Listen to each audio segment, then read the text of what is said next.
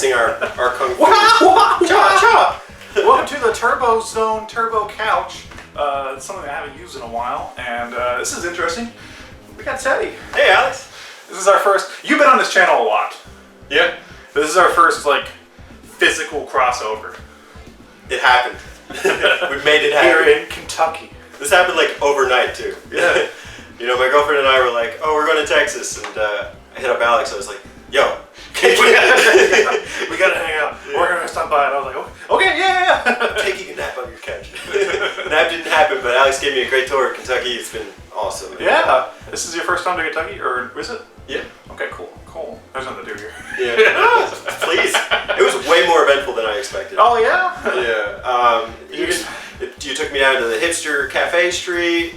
You showed me a lot about even the history with bourbon barrels. You showed me the river, etc. There's a lot of cool stuff here. Yeah. So I enjoyed the historical aspect, the Capitol buildings. Very quaint. Yes. The governor has a mansion. I'd be excited to flip and see New York. Yeah. So that'd be rad. Totes. So and then Spencer can just stay in Arizona. Poor guy. Spencer can stay. I don't know about us going there. That sounds like a lot.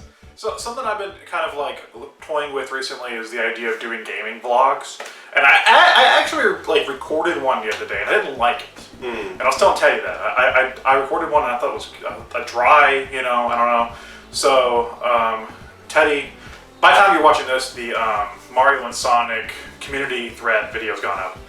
So we recorded that, and Teddy was like, let's just do a gaming vlog together. And I was like, yeah, okay. So I'm trying this again. So if this is a cool, popular thing with you guys, I'll be by myself, of course, because Teddy's not going to be here forever. I'll be doing gaming vlogs on this channel with myself. So yeah, give him the thumbs up. Drop a comment. Do you want to say some classic Majora T lines? A jar of tea. A jar of tea. It's me. A jar of tea. It's me. A jar of tea. I'd rather say Button Mapper Classics. Oh my gosh, so many quotables. On the way here, it was like a 12-hour drive. I put on the playlist from the first episode that Spencer came on from. And I mean, even just from that episode alone. Green tea. Hi, I'm from Arizona. That's the Kermit episode, right? Who got called? He got called Kermit? Yeah, because he called himself Kermit because he said very Kermit-y on that first episode. Yeah. And it's funny. I mean, and it's funny because he's been doing podcasting for way longer than we have. He fit right in. So he knew what he was doing. Exactly. On that. So then he said on the which I listened to our anniversary discourse recently. He was talking about how we've been friends for a while. So that was a very natural, kind of fit. On that first episode, he kind of came on. It was kind of he was just hanging out with us again. Back in the good old days. So there was a marked change from the types of content we recorded in 2019 versus 2020. I feel like we were having so much fun in 2019 with every single podcast, even if it was hit or miss. Yeah. Just the jokes. It was. I don't know if our conversational skills were as strong as they are now, but there was also some serious fun being had. There still is this year. Yeah. Yeah, you're right. I think there was a big shift whenever we brought Spencer on.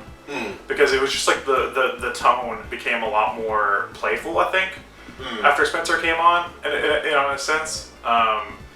And I don't know, and like you were kind of saying, he was just kind of naturally fit in. That's why we just kind of brought him on. And we're like, you want to stay? And I'm like, do you want to be a part of this? So, but I agree though. There was a tonal shift. And I'd be interested to see what happens in 2021. When I was coming up, the Christmas episode, which was something just you and me did, was something that came up, and I was really interested to hear just our thoughts about the year, etc., and what some of our goals were. And I know we said we'll create a wish list of games we want to map out or whatever, and it's not looking like that's going to happen, but not this year anyway. But just hearing like what we thought of the year, and even just the ways that we completely have grown over the course of this year has been tremendous. What were some of our goals? Do you remember? Sure. So one of them was to create a new series. Which we did. We did. Community Discourse. Yep. Technically two, because we tried to do Game Swap. Right. And we haven't picked that back up, but that was we knew that was going to be a once in a while thing anyway. And the Button Mappers Live. And the Button Mappers Live. Which we did, but that one too. Once in a while. It's hard to coordinate that. Then I'm not really sure. I don't remember all of them, but like we were also discussing what our favorite series were and like where we stood on them. And you vividly, like, I remember you standing by the Game Talk, I'm by the Map Out, and it's really interesting to see how both of those have grown over the course of the year. Yeah, we really went Game Talk, Map Out centric. Really, you know, like we haven't really done much with the discourses too much this year. We done here and there, but we kind of glossed over those. Yeah, I mean, and we do have ideas about how to bring them back. So maybe even by the time this comes up, I'm not really sure. But you're totally right. Like, I think each of those has been like, we've really pushed for both, but I think the one that's clearly been more successful is the Game Talk. Yeah, and especially since I think one of our goals was to bring guests on, right? And we've done that. That's true. Almost every month. January we were by ourselves, and then every month since has been a guest. So that's cool. That's so cool that we've had that kind of involvement with the community, and plus the community discourses themselves have really kind of brought us closer to the community and the fans. That has become equally as viable, if not more so, than some of the other content. I feel like that's almost part of our selling point now. Is the community responses. I love it, and apparently the community loves it, and I think it's just a great excuse to make content too. I know even for your and my channel alone, it's just fun to just go into it. I don't do anything over here. This is why I wanted to do vlogs to begin with, because it's so easy to do. And I want to do reviews, and I'm working on a few, but it's such like a hard, like between work and doing the button mappers, I have no time. Like I don't the free time I have, I don't want to sit down and do another type of video. Sure, and to potentially mix success. Yeah, I think it makes me reconsider because of first off, just how much fun and the success that we are having on the button mappers. What I want to put towards my channel. I overthink this stuff a lot. Yeah, but it's made me realize, well, you know what? Screw it. Let's just have fun with your channel and do whatever you want. Well, and this is something because, like Spencer said in the anniversary, we've done videos together. Along with Spencer as well, for years, on each other's channels, and whatever else. But this is the first time we ever put all of our eggs in one basket, and just kind of came together for one channel. And I think that really shows. Yeah. Having a vision helps. Yeah. I think we didn't have that shared vision for a long time, but it really did come together when we were like, you know what, let's start a podcast. Yeah. I think that's been great. Jimmy Genesis. The button mappers. Other than that, so you've been traveling, have you been playing anything before? Or? Let me see. Well, I guess it'll have gone up by this point, so Ocarina of Time I recently finished. Oh yeah, for the map out. For the map out. The map. For the map. I was there in spirit. I mentioned it. You're like, he fucking hates this game. He hasn't heard it yet. No, I haven't heard this. It was a good one. I've enjoyed it. I'm looking forward to your Last of Us 2 video. So. I'm recording that today. Yeah, me, Spencer, and Amon, which again will be up by the time this video's out. So, and I'm not putting this up till September. Spectrobes. Terry's been calling me out hardcore. I've seen it on the Spectrum. I gotta do something. I gotta. Well, you owe me Cooking Pop. Cooking Mama. I know. You Cooking Papa. I know I'll be Cooking Mama. I used to have the first two Spectrobes, but I don't play my DS, really. I don't play handheld games. Like, the Switch is the first console in a while. Well, I mean, I've gotten to the Game Boy recently, playing that. That's kind of like a nostalgia thing. But, Switch is the only, handheld that I've played consistently while it's been new, mainly because I play console like games on the go, and it's such a fun experience. Because that's always been my problem with handhelds, is games get kind of I always felt like games got kind of cut down for the console, for the handheld consoles and stuff. So my brain was always like, well, when I play this one, I can play the better games on the home console, which I guess wasn't the case for the Wii U. Sure. I guess for that case, it was like I should have played the 3DS, but I wasn't. The Wii U is not a console, not by our standards. That's one video we haven't done this year. We skipped that one. Yeah. I don't mind. I'm okay with that. That's something I was thinking about the other day. We haven't done the Wii U, and I'd really like to do the Dreamcast at some point too. I don't know what I need. I need a non-import model Dreamcast. You do. But do I really? Why should I care about the Dreamcast? I don't know. I think it used to be a good fad for a while. I think now it's just kind of died out. Nobody really cares that much anymore. Sure. Early 2010s, it used to be a popular console to buy and collect for and play. People were like, oh yeah, Dreamcast is awesome, but now I don't hear anybody talk about Dreamcast really. I have Sonic Adventure, I have Shenmue, I have most of these games on other consoles. Yeah, exactly. Yeah. A lot of them got brought over. Crazy Taxi got brought over. Yeah. The better versions of like I have like Rayman 2 and Dead or Alive 2, those games. Brought over. Like only the only games that are on there are like I can't even think of it. Space Channel 5, but that's on what? Sonic Shuffle? Like there's most of the good games have been brought over. I mean even Space Channel 5, I have the VR version now, which is weird. Yeah, like, I imagine. Of all the Sega franchises they could have put in VR, that one? Yeah. I mean, it makes sense because you're like dancing, you're like up, down, choo, you know. Yeah. But like it's just like what, you know, like I thought they would have brought over like one of their more popular franchises, like like Yakuza or Sonic or Monkey Ball or something, you know. But the dancing space reporter game, okay. Yeah. That's bizarre. So much for the Dreamcast, but I don't know. We could still have that conversation. I think we just need to structure it. Yeah. Well, I mean, I think we've had as much experience with the Dreamcast as like the Saturn, right? And we did a good Saturn episode. Let's say so. Yeah. Like that's a really good episode. I think the Saturn's just more interesting, but maybe it is interesting in how it's become less interesting. yeah. How like the fads kind of died out now. I mean, I do love my Shenmue Passport, but I guess the GameCube is like the retro console right now. Is it? When you say the retro console, like the one you see a lot of people like reminiscing about online now. I guess it's the GameCube. That's our first. That's our first like real that's the first one we video. did. But like I think like I'm trying to think of like other sources, and I think like the GameCube, is like the one that like people really are looking back on now. It's like you need to buy a GameCube, you need to collect for it and stuff. It's been that way for several years. I feel. It's hard getting GameCube games. Yeah. And plus, that's the one. It almost seems like there's no hope of getting to re-experience a lot of them. Yeah. Well, they need to re-release all of that shit, man. It's expensive, you know. Yeah. Somehow, how would you like to see that done? I mean, I guess the ideal method for me would be some sort of like a digital purchase, like $20 a game or something. You know? Like I think that's fair, especially for stuff Nintendo owns. I mean, what are you gonna make more money off of used copies of fucking Donkey Kong Jungle Beat? You know, like you're not gonna make any money off that, so just sell them on the eShop. You know, I think that would work. I don't know. Good opportunity to let us know in the comments. Hey! How should Nintendo re-release GameCube games? Nintendo! What have I been playing? I've been playing One Piece Pirate Warriors. Okay. When you guys got here, I was watching One Piece. Where are you in the show? I am at Skypiea. I'm episode 171, I think is where I was watching when you guys got here. Okay, I could probably catch up to that. I'm a little ways on. I've been watching for a good year and a half, but I've been going off and on. I don't watch constantly because I get burned out. Yeah. So I'll like go like a few months where I'm just only watching One Piece, then I'll take breaks.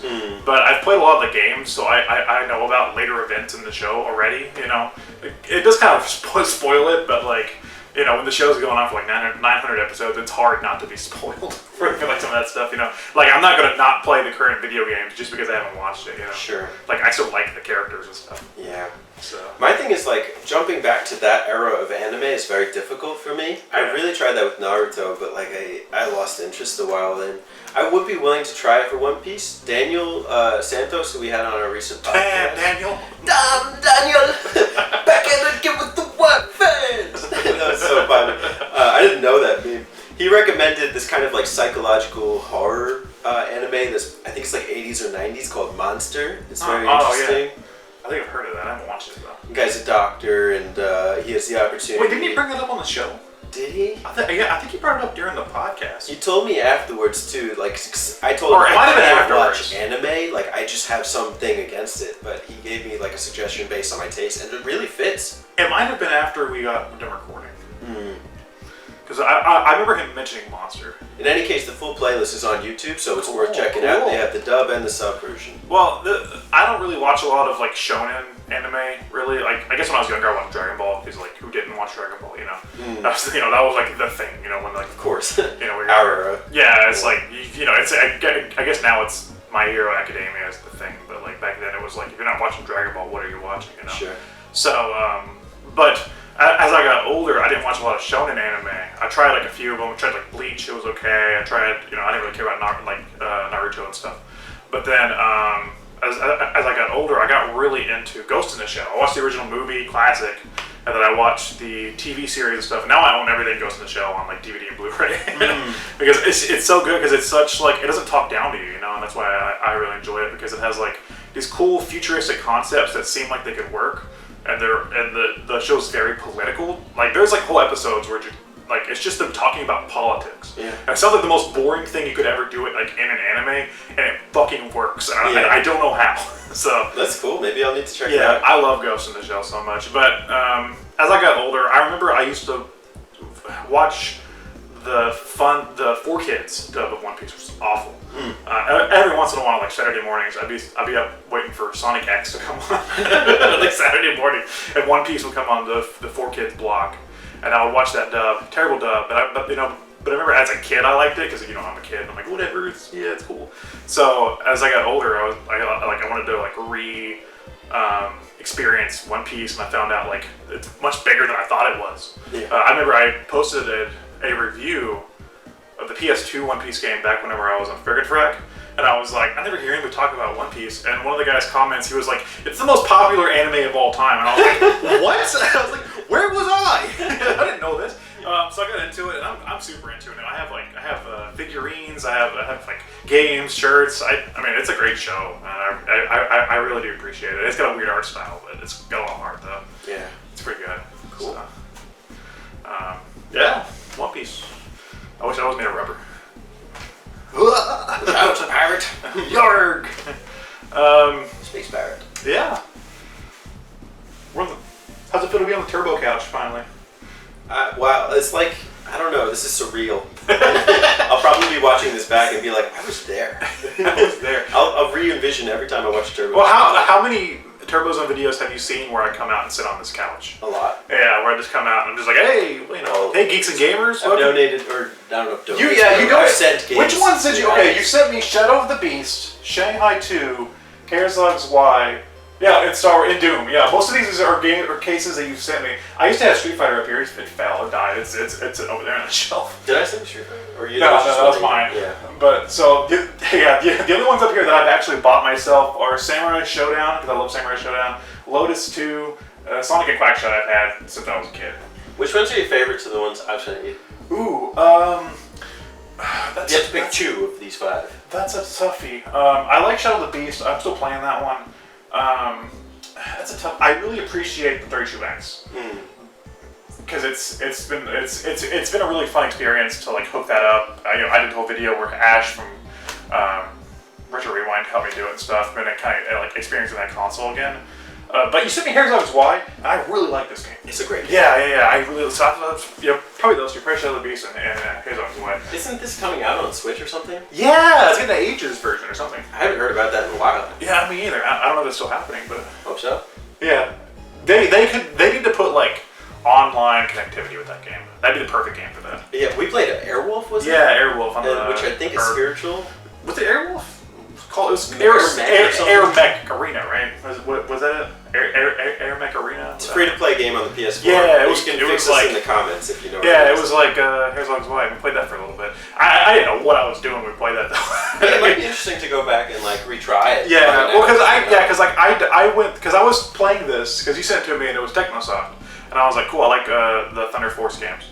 And and like Lightning Force or whatever. So I was like, cool, I'll give this a try. So I tried to just play it, and I was like, how do I play this? And I remember I went back and watched the Classic Gamer video, and he loved it, and I was like, okay, I need to like learn, because like he was doing stuff I didn't know how to do. Yeah. I was like, I need to like actually learn this. So I actually went in one day and I like found a tutorial online, and I like taught myself how to play the game because I really want to know how to play this game. It took a while to. I had to like there was a learning curve. Yeah. Like it's not beginner friendly. It's different because it's an RTS on console with a controller, which this is like a game that's designed for point and click almost, but it does work with the Genesis. It works, controller. yeah. It's surprisingly fun too. I do wish there was like more of like a campaign or something though. Yeah, that's my only complaint. You have to really experience this almost as like a arcade kind of game. Which I mean, the Genesis is good at. I love Genesis. That's why I have Genesis boxes all across the back. Yeah, love me some. I love the 32X boxes too. I wish I had more, but they're so fucking expensive. The only other 32X games I have are loose because I'm not paying that much for the boxes. Even some of the loose ones are just. Yeah, I'm like Knuckles Chaotix. Forget it. I have oh my god, $80-something. I thought mine is over 100. One day I'm gonna get it, but not today. Yeah. One day I'll be like, okay, fine, but because like I own the thing, I had to at least have that one game. But what I had Mortal Kombat 2, which wasn't much, Virtua Racing, and Metalhead, which is a mech game, and it's fucking stupid and awesome.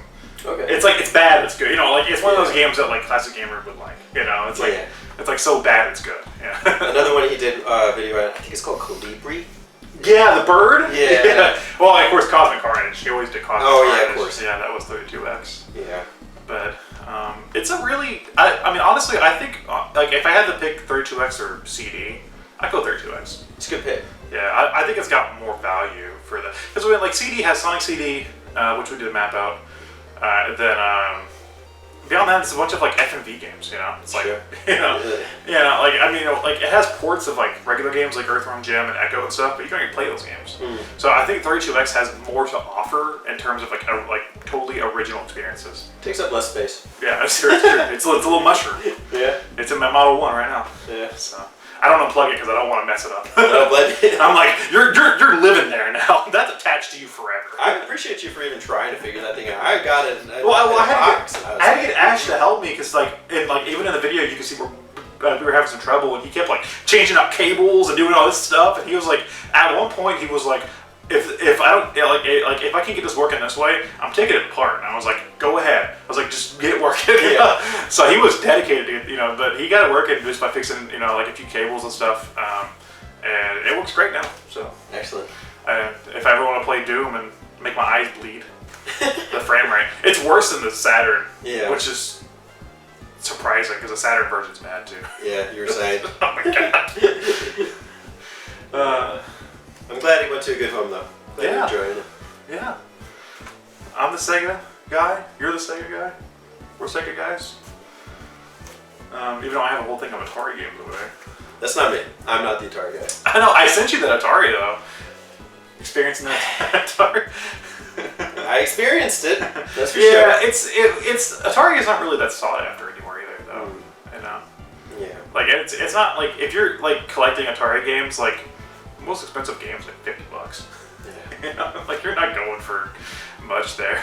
I think that's why I like it because I could buy I have like 200 something Atari games. I bought them all cheap.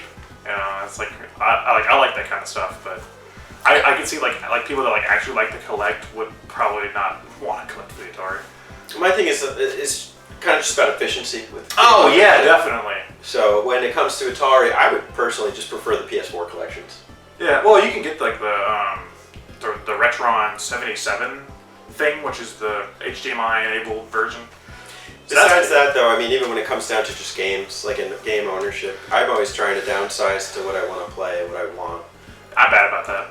I mean, I'm sure you can tell us. I have tons of stuff everywhere. It's admirable, though. Yeah. Well, that's the thing too. Is that like growing up, I've always been like this, and I've always just had a ton of games because I don't sell stuff. And growing up, I've had a lot of people where they're like, "Oh man, your parents must spoil you." I'm like, "No, they don't." I was like, "My parents weren't that well off growing up." I was like, I never got rid of what I had. You know, I was like, if I got a game, it was with me forever. Yeah. You know, and I've only recently gotten to where I was like downsizing some of my collections, where I was like, you know what, I don't really want some of these games, or I sold off the Xbox 360 completely. I was just like, I'm not using this thing anymore. So, so I've gotten a little better about it, but I still have a whole shelf in there just chock full of games. Where I'm like, will I ever play Buffy the Vampire Slayer on Xbox? Probably not. But for some reason I want it though. Yeah. Thrill of the hunt. Buffy the Vampire. Vampire Slayer. Yeah, of course. She's not a vampire. Yeah. Maybe she fucked up. Oops. Man. How long have we been going? 24 minutes, man. Not bad. This sets a high bar for you for gaming vlogs. Yeah, man. Don't be expecting me to sit here talking to myself for 24 minutes. Well, it's so easy for us because we do the podcast and we can easily go for like 2 hours. Sure. Just talking about nonsense. And then we talk about the actual subject for about an hour, and then the last hour we sing about Reggie or something. Love it. Those are sort of the best times. Everything just falls apart. Yeah. We're just like, Reggie. Give us your best Sonic. Okay, I want you to do Reggie as Sonic. Like, just some nonsense. It's great. But, other than that, you said that you listened to the butt members on your drive. Anything else, like music or anything? On the way here now?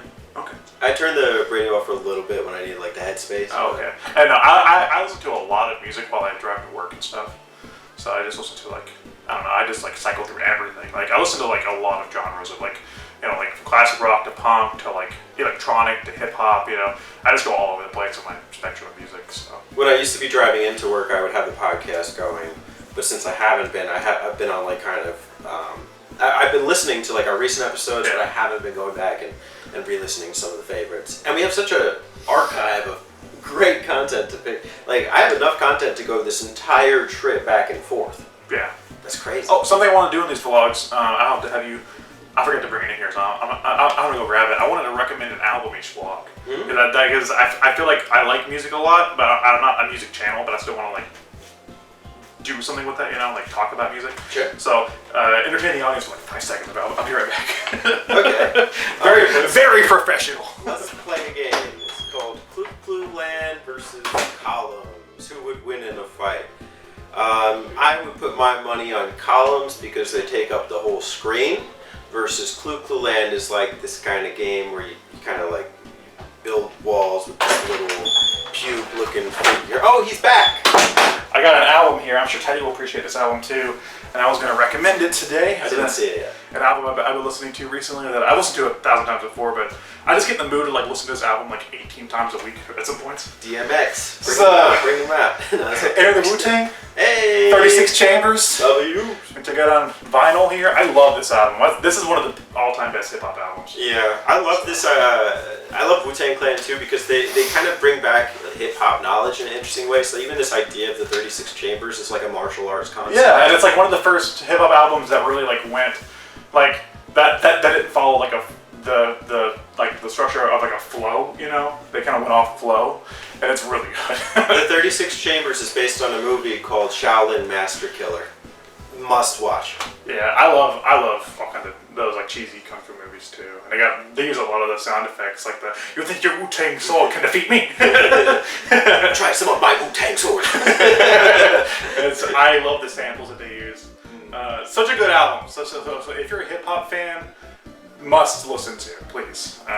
If you've just not got the hip hop, you listen to like the crap that's out now. This is the good stuff. I'm lucky to say I've seen them live, not with ODB, of course, but yeah, that's cool. Yeah, it's awesome. I'll love to see them live. So yes, this is my album for this vlog. Next vlog, it'll be a different album that's not hip hop. So if you're not a hip hop fan, I'm sorry. Yeah, this was for me. 36 Chambers. Anyway, I don't know what else you want to talk about. The news. What's in the news? I did that on an episode recently, didn't I? I was like, we're here to talk about the news. So, what's going on? Not here. Oh man. Do you like mochi? I do. I get some mochi over there. Okay. I have one that's green tea and one that's, I want to see, is it taro? Taro? Is that right? Yeah, potato. I have those. Potato? Potato. I have those. You want some mochi? Sure. Okay, what kind do you want? Green tea. Yes, Chantal, she wants something. Okay. Teddy gets to eat some green tea mochi on camera. Yeah, I got this for my birthday the other day. Wow. There you go. I'll let you grab one out there. I'm so blessed. I ate the first one. I'll take the second. I opened them up and I tried one of each. I've had some before. I had last year. My friend got me some strawberry and some lychee. Lychee, whatever. I don't know my Japanese. So. I hear in turbos on. Turbos on. Anyway, I guess that basically wraps up this vlog. It's fun. I'm glad to be the first member. Hey, you're the first YouTube friend that's actually been in my house besides like Damon. It doesn't count. No, it doesn't. So. All right. Cheers, brother. Yeah.